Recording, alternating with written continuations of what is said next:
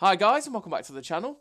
Today I've got two replays in the tier 8 premium Russian medium tank, the Guardian STG. Now this is a tank that you can currently earn for free in one of their monthly earn ops, and it's one of those earn ops where each week unlocks a new challenge, and by the time you hit week 3 you can earn this tank, and then week 4 is to be able to get a load of extra little goodies like boosters and stuff like that. But week 3 is the important one because you can earn the Guardian STG on this week. And you've actually been able to earn the STG before. It was the unskinned version back in April 2020, so 2 years ago this month. You could actually earn the unskinned version of this tank. So most people will have the tank, but there's going to be quite a lot of people that don't have the tank and have never seen it before, or, you know, are getting it for the first time. And it's a decent little medium tank. It's pretty average, to be honest. It's okay. It doesn't do anything too great, but it doesn't do anything too badly. It's a decent tank. I kind of like it. It hits hard. That's quite nice about it. So what do you have to do to earn the tank? Well, this is week 3's challenge. You have to, on stage 1, win 5 battles. Stage 2, deal and assist in 1,000 damage 15 times.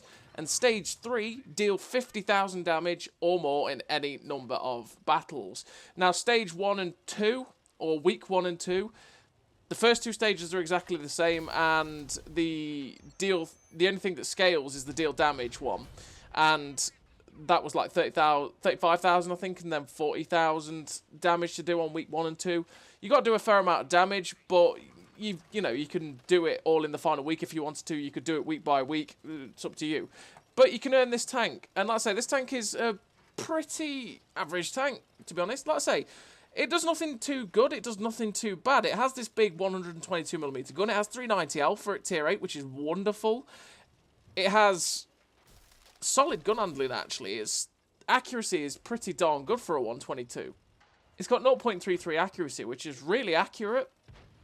But for me, the gun still felt a little bit derpy. So when it comes to equipment, on this tank I run Armour, vert stabs, and optics.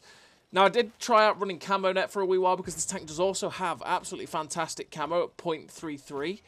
But like I say, the gun just kept derping for me, and it was kind of annoying, so I just made the gun really good with vert stabs, and then went with the crew skills to make it so that I had camo. So yeah, in terms of a crew that I run on this tank, I run Born Leader, Rapid Reload, Sixth Sense, Situational Awareness, Run and Gun, Steady Aim, Trap Mechanic, Camouflage Expertise, and Muffled Shot. Now, I run, obviously, the camo perks to make the most of that really, really good camo, and then, as well as that, the gun handling perks like Steady Aim and Run and Gun, because you're always going to run those perks just to make the tank that little bit more accurate. Because, you know, having the gun as accurate as possibly can is always a good thing, especially on a tank like this, because obviously the alpha and the accuracy are one of those things that is the key of the tank, because it has a very long reload, right? That is the downside, is the reload is really long, and if you miss, it's kind of painful because obviously you're wasting your potential. And when you're in matchups like this where we are heavily bottom tier, you need to be able to hit all those shots. You need to be able to slap those weak spots. Now obviously on the standard round on the AP, it has 212 AP pen, which isn't the best but isn't the worst. You can make the most of that pen when you're in tier 8 and 9 games. Tier 10 it struggles quite a bit with the 212, but at the same time, that's why you got premium rounds. You got 248 APCR pen, which again, still struggles, but, you know, for the most part, if you hit the weak spots, you'll pen. So in this game on Erlenberg, we are playing it exactly how the STG needs to be played, and that is we are sniping. Or, well, we're pretty much playing support. We make a bit of a mistake with the E100.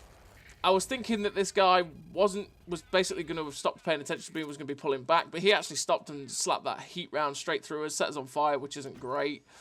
And yeah, this is where we've got to be a little bit more cautious. Now, this tank generally wants to play fairly cautious anyway, because you don't have the armour, you just have the big honking gun, and you are more like a TD than a medium tank, to be honest, with the way the gun handles and the way the gun is. Obviously, you've got poor shell velocity, so over range it's not as good, but the way the tank wants to be playing is to be that second line support. You don't want to be aggressive, you don't want to be up front and in people's faces. You want to be doing this, exactly what we're doing now, which is pulling out, getting sneaky shots into people, and being extra clever with when we're pulling out to shoot people. We don't want to be the direct line of fire, essentially. We don't want to be what their attention is on, because the moment that everyone starts to pay attention to us is the moment we're probably going to die, because you don't have armour, and obviously that's a problem. So we see the 50B, And I know because I've got a 122mm gun, I can overmatch that 50B side when I shoot his drive wheel. It's exactly the same as a machine, because his 50B hull is the machine hull. Shoot the drive wheel with a 122 or... yeah, with a 122 or higher, you're going to overmatch those tanks, and you're going to be able to easily pen them no matter at the angle. And obviously, tracking people in place is always good for your assistance damage. And like I said, we have been fairly aggressive with Erlenberg, but this is one of the ways to break this midline ridge camp, right? Because what can happen with Erlenberg is that both sides turns into a full-on camp fest, and you get stuck on both sides of the river, and that can be awkward.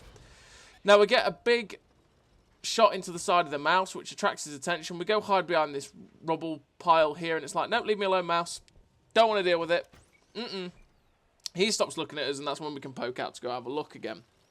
And this little position here on Erlenberg, like I say, it's what I like to take, generally, to be able to break this camp, because I can get into those little buildings there, keep poking out on that rubble pile, and keep getting shots at them. And by doing that, obviously, I'm also spotting them, which means anyone that was in the positions like Rossi was in can start shooting them and can start hitting them from further back where they're not going to be spotted themselves. And that obviously racks up your assistance damage, and not just that, you become a nuisance. And it does tend to people start to YOLO you in that position, but that's even more for you, right? Because if you have people further back on the TD ridges, more assistance for you. Can go badly, can go well. It's one of those risky, aggressive positions that is, you know, min-maxing on rewards. So now we're getting up behind the mouse in this Emil 2. Got the back end of the Emil 2. I was expecting him to keep reversing, but he doesn't. I switched to AP because I'm like, well, I don't want to waste my APCR because it's the only way I'm going to pen this mouse. And then the Emil 2 died, and it was like, well, this thing's got a long reload. I don't want to waste time. I'm just going to try and pen the mouse with this AP. Maybe I'll be able to. Nope. Can't pen the mouse with AP. We have to fire APCR to pen the mouse. There is no hope otherwise, unless we are against his flat back, and that's the only way. And even with APCR with 248 pen, it's still an orange pen marker on this mouse. Shows you just how much you need the APCR in these tier 10 matches. And, yeah, how much the standard round doesn't help you that much. But, I mean, 212 pen, like I say, if you're against tier 9s and tier 8s, 212 pen's enough. But you really do need these 248 pen rounds to do much in these tier 10 games. So now there's only just the IS3 left. We should be able to finish him off with our 390 Alpha. But unfortunately, we pen him for 339 because low rolls. But we do finish the game with a decent total for being that bottom tier. And finish with the victory, the 2 kills, 4.7k damage, 1300 assistance, a decent amount of credits, ace tanker, Confederate, sniper medal, 1962 base XP. A really nice game for the Guardian STG, and again, a bottom tier matchup. If you play this tank like it should be, which is the support role, you know, you can't really be that aggressive in it because of the lack of armor and the fact this mobility is not that good. You want to be playing that second line to be able to keep just slapping out damage with the 390 Alpha, because it does have the slow reload as well, and that obviously hinders you in more aggressive positions as well, because a lot of tanks that have better DPM than you will just wreck you, because they don't really have to do much to pen you, and you have to do a fair amount to pen them.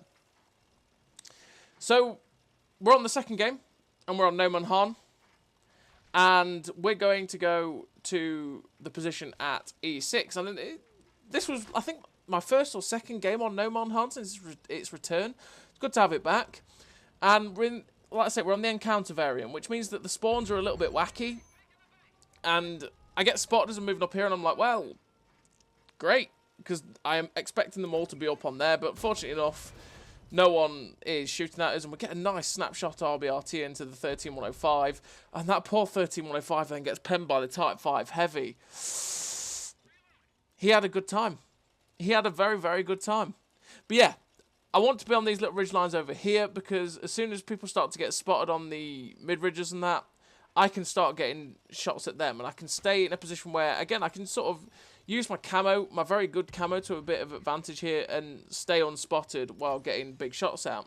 So this chieftain gets spotted over in the distance. It's like, well, that chieftain's a big juicy target. I'm going to be able to get good damage off on him. He's probably not going to be able to spot me from over there.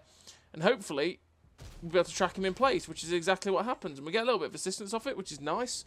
But he manages to repair and get back. And it's one of those things. This tank is also one of those tanks that really benefits from more longer-winded games. Because of the reload, because of the positions you have to take to get the most out of it, when it's those quick fire games, sometimes you just don't have the time to get the shots out to have those big games. But you can still have a lot of fun with it. Like I say, it's one of those things, you say it's average, and then you think average tends to have that sort of, I don't know, negative connotation towards it, right? Because it's like, oh, it's average, right? But average and balance kind of go together in that way. It's like, it's not bad, because it's not a bad tank. It's a pretty decent tank. But it's also not brilliant. There's nothing that screams, yes, this tank is amazing, right? The alpha's nice, the gun handling's great, the mobility is mediocre, the camo's great, the armor's non-existent. It's one of those things. It's a fairly balanced tank. It's just okay. It's one of those things. And it's one of those tanks that you just have to know how to get the most out of it. Because, like I say, if you be aggressive in it, you will get wrecked. And it's not going to end well for you. Whereas if you're more like we are playing in this game, where you are being patient, waiting for the chances to get the shots in, trying to play on the edge of your detection circle, keeping yourself in the game, keeping your gun firing at every opportunity you can get, you're going to have a decent time. And right now, we're just still looking for more shots. Now, obviously, we got the shot into the SU-122-54, which was nice. There are people like the Waffle E100 over there that we're trying to see if we can get a shot at, but we can't quite get a shot at him. The IS-4 next to me is clearly spotted because he gets shot. I'm like, yeah, I don't really want to be near you. We spotted his E4 and ISM and hesitated over the shot. I was going to take the shot at the E4, but he pulled back into a position that would have made it very awkward for me to pen.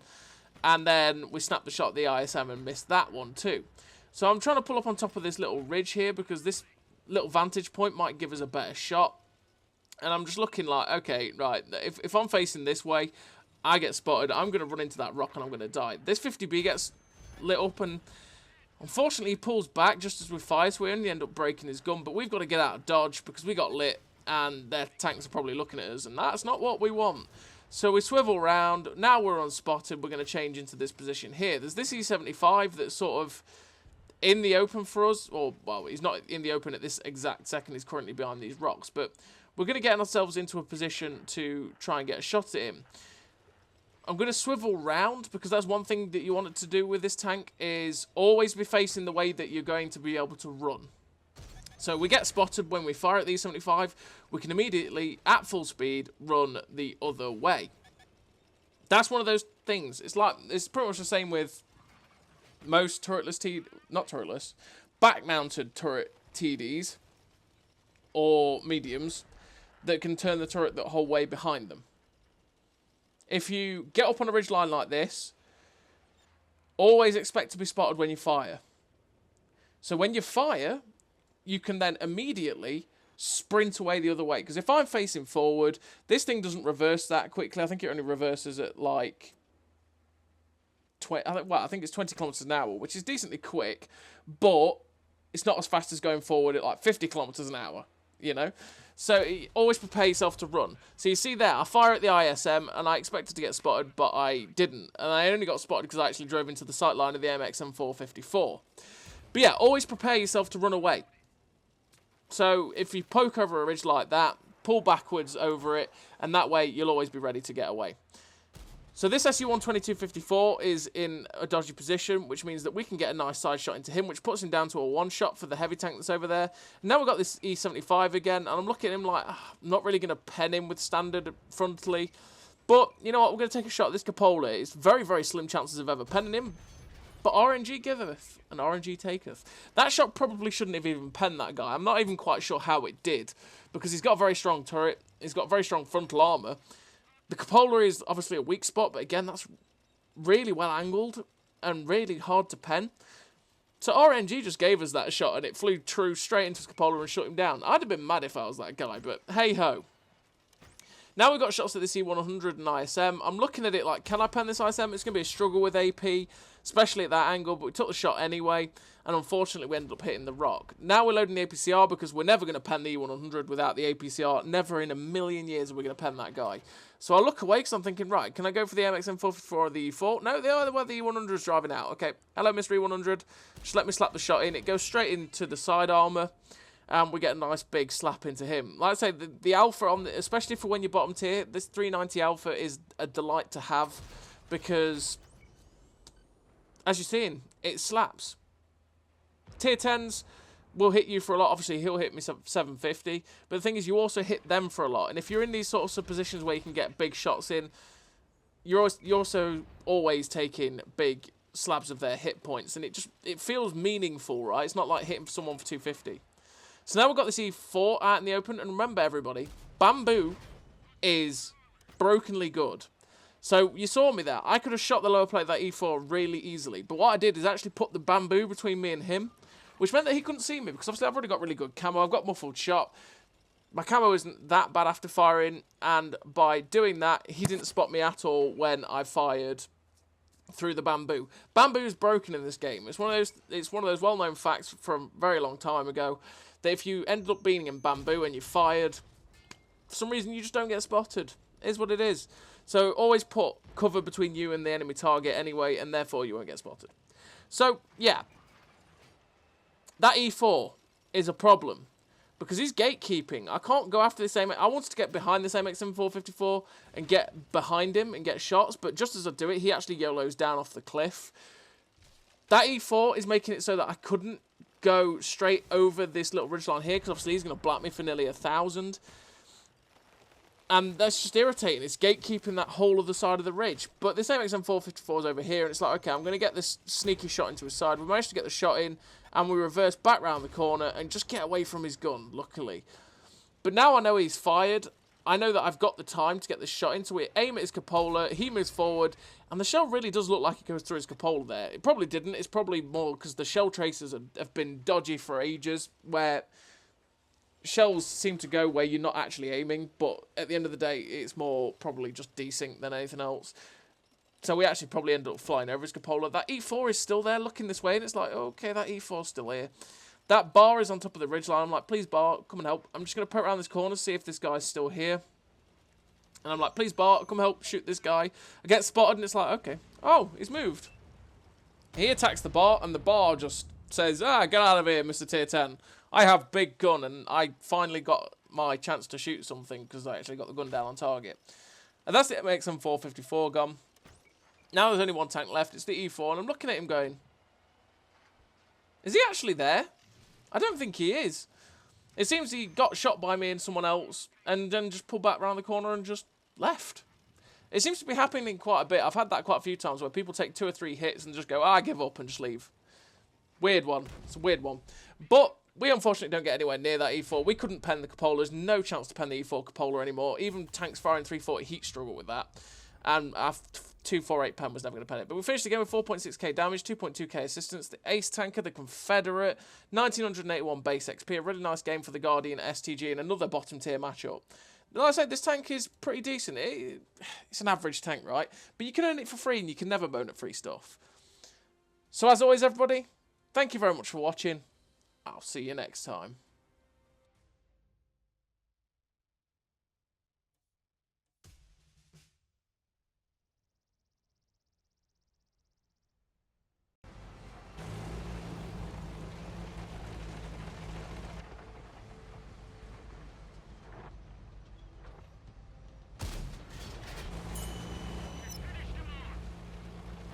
A great success!